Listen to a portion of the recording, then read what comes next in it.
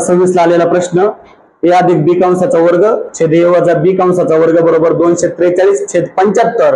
तर ए अधिक बी छेद ए वजा बी बरोबर किती? आता इथं वर्गाचं चिन्ह घालवायचं म्हणजे आपल्याला वर्गमूळ काढावं लागेल. पण 243 आणि 75चं वर्गमूळ निघते का? निघते का? नाही निघत. 243 ला 75 ला कशाने भाग जातो बघा बरं. 3 होतो भाग. 3 गुणे 6 3 5 15 3 8 24 3 1 3. आता निघेल वर्गमूळ. याचं वर्गमूळ काढलं ए अधिक बी वर्गाचं तर काय होईल? वर्गमूळ ए अधिक बी वर्गाचं चिन्ह जाईल ना.